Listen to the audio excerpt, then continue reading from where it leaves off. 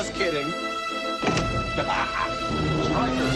Where's the Secret Service? Where's the FBI? Nobody is in charge because we have a president of the United States who's mentally incapacitated. We have a vice president of the United States who's an incompetent, way over her head. Whoa. But where the hell is the president, the vice president who wants to be president, and the attorney general? He is dropping bombs. We need, and I don't want to hear again that the Secret Service doesn't have resources. We're $5 trillion in debt with this administration. Maybe a little bit of that climate change money or money going to illegal aliens. Maybe that money could have been moved into the Secret Service. I have no idea. Uh-oh. The Democrat Party controls the culture. They control the media. They control the propaganda. They now control many of the court systems. And that's exactly what you're seeing. What is up, guys? Tyson Dela Cruz here. Thank you so much for rocking with me. Exclusive reports have just come out that Trump's golf outing was a spontaneous event, raising questions about the suspect's timing. We're going to be diving into the second assassination attempt on Donald Trump's life while he was golfing Sunday afternoon. Shout out to everybody watching. Drop your comments down below. Smash the like button. And let me know where you're watching this out of. In a significant development, CNN reports that Trump's golf game on Sunday was an impromptu decision. According to two sources familiar with the matter, the outing was a last-minute addition to Trump's schedule, which originally Trump had no public events planned for the day. The revelation adds puzzling layers to the alleged assassination attempt. It raises crucial questions about how the suspect, now identified as Ryan Wesley Roth, could have known that Trump would be on the course at that day, on that specific time, on that hole. The spontaneous nature of Trump's golf outing contradicts earlier speculation about the suspect's high degree of planning, as suggested by former FBI Deputy Director Andrew McCabe. We're going to jump into this interview with Fox News with Martin County Sheriff Will Schneider. Where's the suspect now? I know he's behind bars, but where? Well, what we did is we turned him over to the Federal Bureau of Investigation and the Palm Beach County Sheriff's Office. So I don't know where he is right now. Okay. Did he say any? How did he know that Donald Trump was going to be playing golf? How did he have access to his schedule? Yeah, that's the $1 million question. We are the border county to Palm Beach. You can't get out of their county without coming through ours. But we don't have the intel from the scene there. Mm-hmm. It's hard for me to imagine how he got within rifle range of President Trump. And this is what happened earlier today. Trump's would-be assassin has walked into the courtroom. He was claimed to be laughing while he was shackled by his hands and feet. This guy has a crazy criminal record. Kaylee, Ryan Ruth walked into that federal courtroom this morning smiling, shackled by his hands and feet. He was even seen laughing while speaking to his court-appointed attorney. Now, the judge presented two different charges: possession of a firearm by a convicted felon and a possession of a firearm with an obliterated serial number. Combined, the judge says he could face 20 years in prison and $500,000 in fines. Fox is told additional federal charges are possible, but we understand that these charges presented today will keep him in jail. Now, Ruth told the judge that he only makes about $3,000 a month with no assets other than 2 trucks in Hawaii. The sheriff said yesterday when Ruth was arrested, his demeanor was perplexing, and that continued today in the courtroom when he was smiling and laughing. Made the stop, and then at gunpoint ordered him out of the vehicle. He complied. His demeanor was perplexing in some way, despite the fact that we had numerous people out with rifles, uniformed personnel, a helicopter. And we are just getting our hands on the affidavit, and a couple of things stood out to me. It said he was driving a car with stolen plates. Of course, he fled the scene, and officers were able to pull him over and arrest him on I-95. And then also, Ruth's mobile phone was detected in the area at 2 a.m., so the night before this happened, until 1:30 p.m. in the afternoon. Now, Ruth is being held in the Palm Beach County Jail, and he is expected in court for his next appearance on Monday, September 23rd. Wow, this guy, from reports, has a very interesting background. Here's the body cam footage from the initial arrest. Driver, take 2 steps to your right. Take 2 steps to your right. Driver, walk straight back.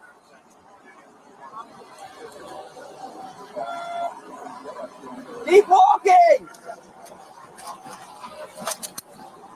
Keep that low.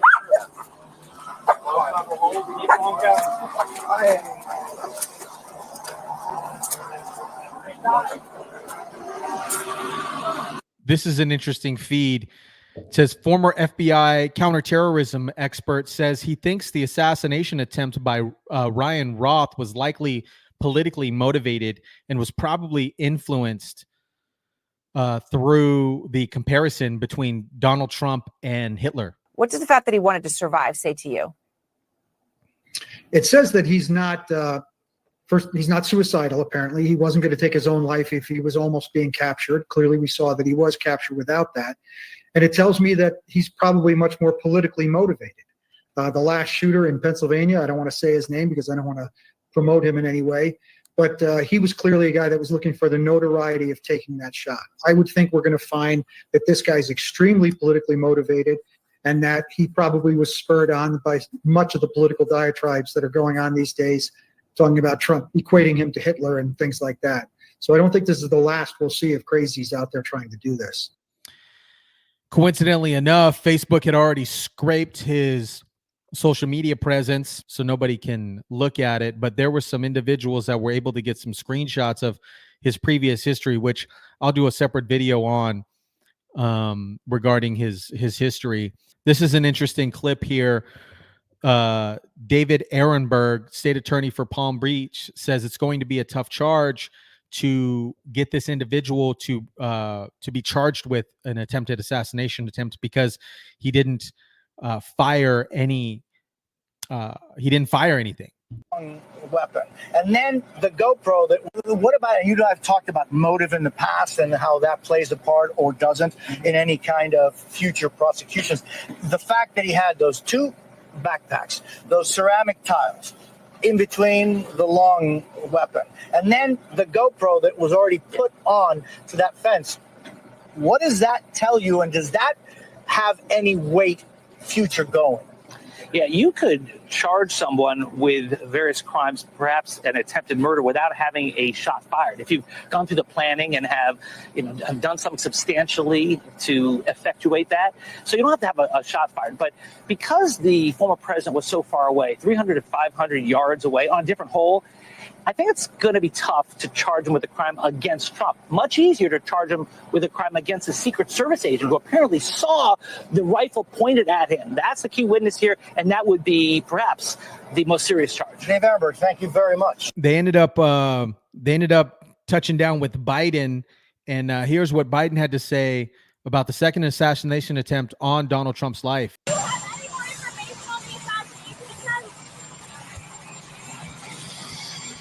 Thank God the president's okay. I think we got a full report so far. We're down there tonight. One thing I want to make clear, the service needs more help.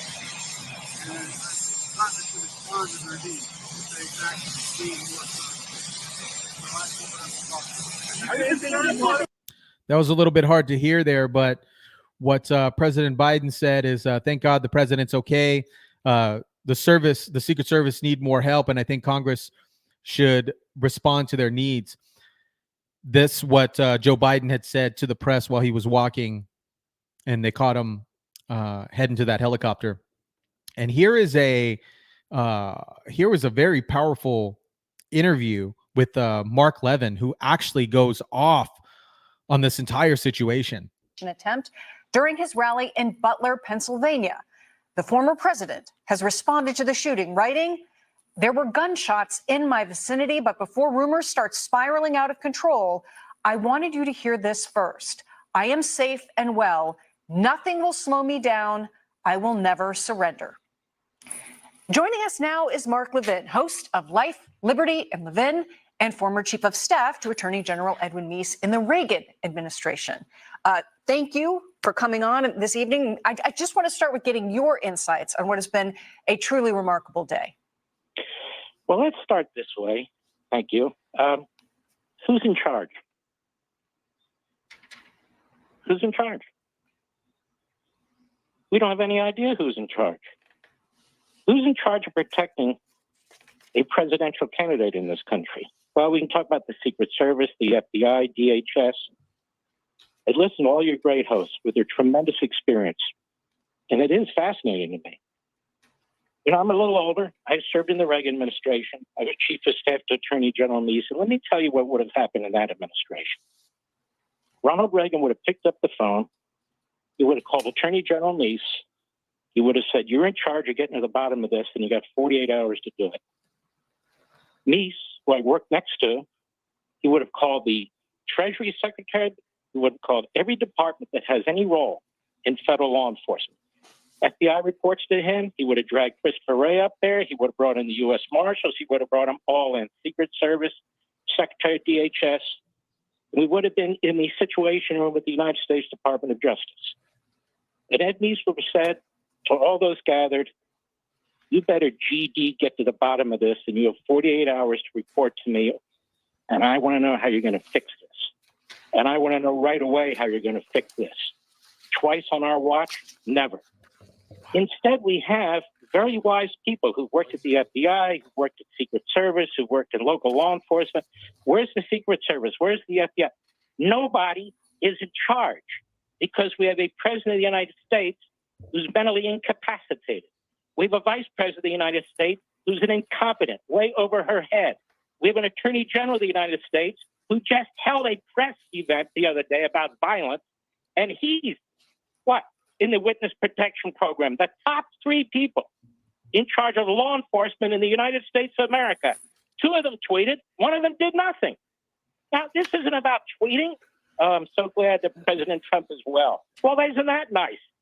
The executive branch is run by the President of the United States. Number two, the Vice President of the United States. Federal law enforcement, ultimately, the Attorney General of the United States. And they're all AWOL. They're nowhere. So it's perfectly fine if we keep banging heads about the head of the Secret Service, the head of the FBI. These are bureaucrats mostly.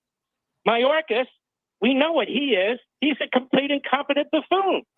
But where the hell is the president, the vice president who wants to be president, and the attorney general who has done absolutely nothing to get his hands around this? Now, I'm telling you this as somebody who served at the highest level of the Department of Justice, that justice wouldn't sit back and wait for a local special agent in charge in Miami to take over. They'd be sending guys in there from Washington, D.C., and Meese would have wanted to report every hour on the damn hour. And he'd want to know what we're going to do to fix this.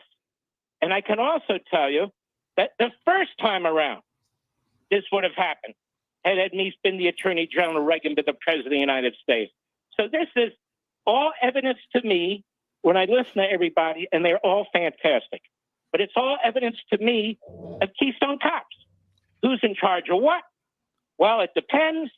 This one should have done that. This should have done. No, we need a general who's in charge and says, I want to know who the hell screwed up. I want to know what the hell we're going to do to fix this next time, what resources we need. And I don't want to hear again that the Secret Service doesn't have resources. We're $5 trillion in debt with this administration.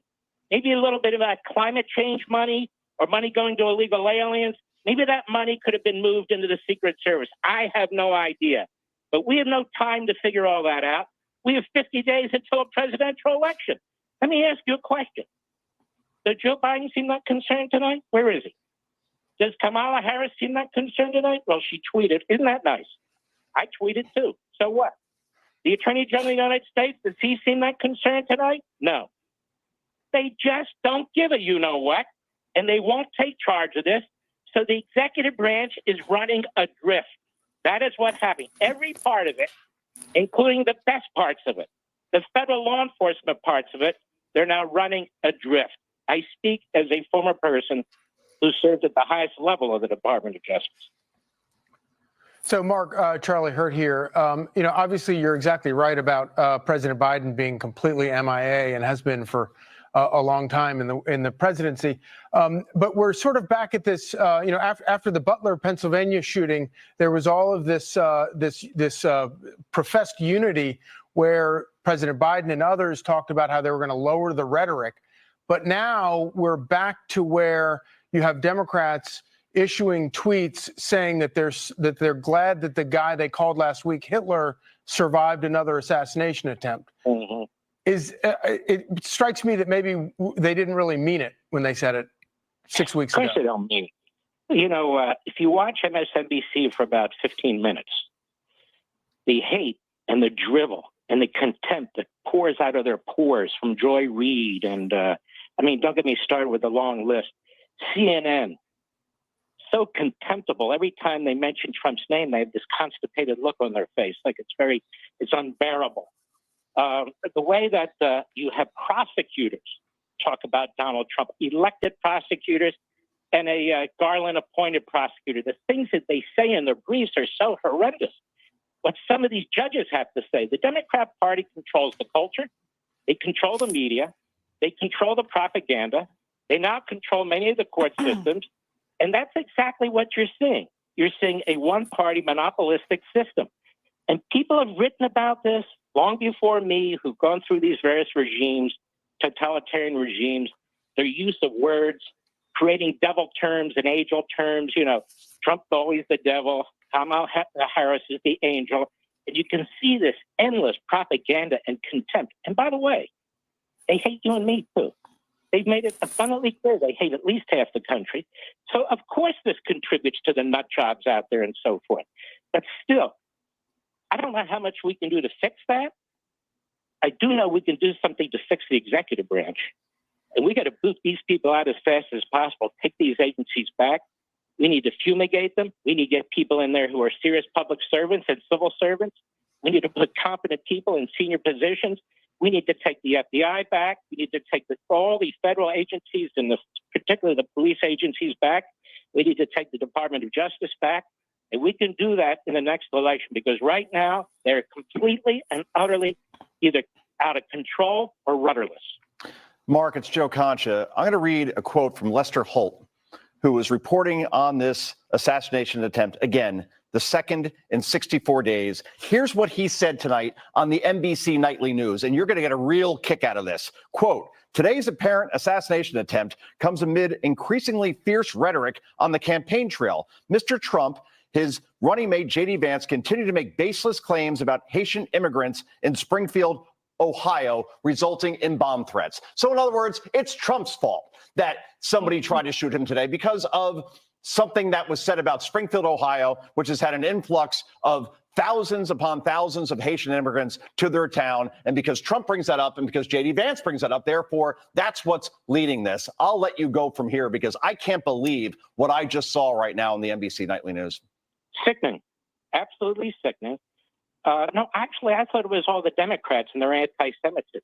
I thought it was all the Democrats and their anti-Israel. I thought it was all the Democrats hunting down Jews on universities and college campuses. I thought they were the problem. I thought it was all the illegal immigrants raping, murdering, selling into slavery, women and children. Maybe Lester Holt has a difficulty digesting facts around him. This guy is not a Haitian. In fact, the more I'm reading I'm getting information he may have been an anti-Semite. I don't know what he is. We'll get the facts. But Lester Holt doesn't have any facts, does he? And you know what? If you tried to do a Google search of the number of times Donald Trump is called Hitler, I think your computer would melt down. I think your computer would melt down. To dumb down what Hitler is in order to try and look, let's be honest. They've been trying to turn Trump into a non-human. And that's what they've been trying to do from the beginning. They're dehumanizing him. And they've been doing this. I've written about this in 2 books. The way they treat him, the way they talk about him, their facial actions and so forth and so on. And that debate with Kamala Harris is more of the same. The facial tics, you're a disgrace, totally non-substantive, how he's a threat.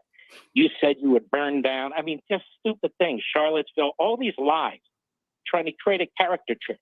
They want to run against a character. They want to create a character trick.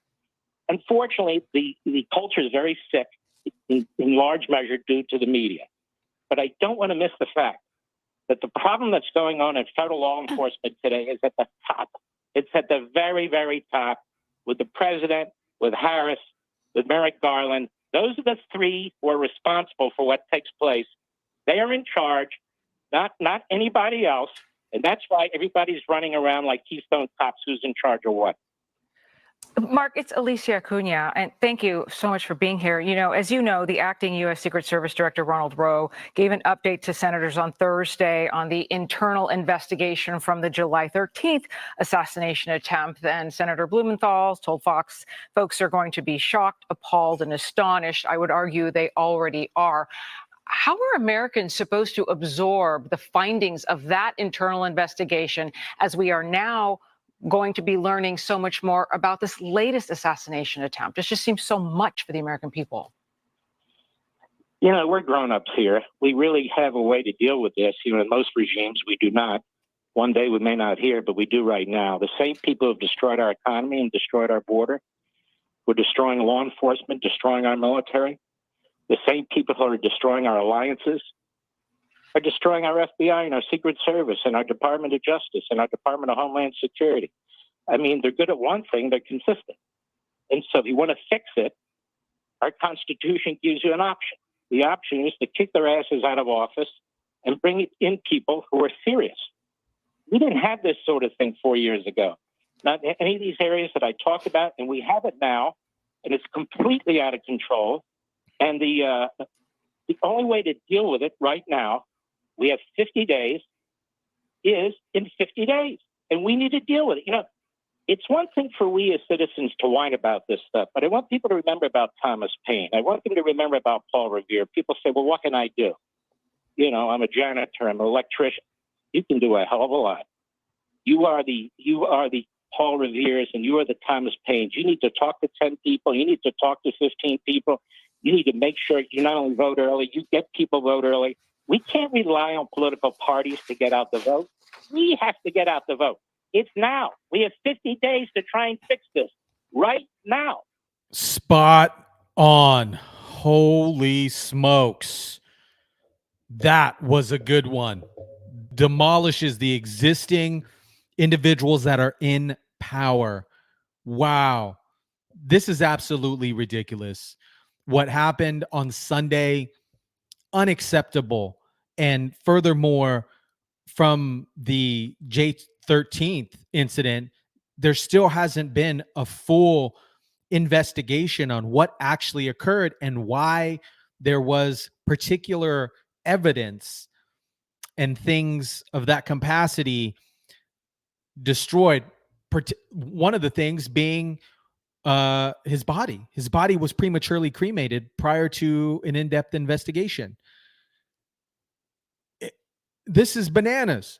This is completely unacceptable. It is completely unacceptable. Let me know what you guys think about this. Drop your comments down below. Smash the like button, share, subscribe. And as always, I'll catch you guys on the next one.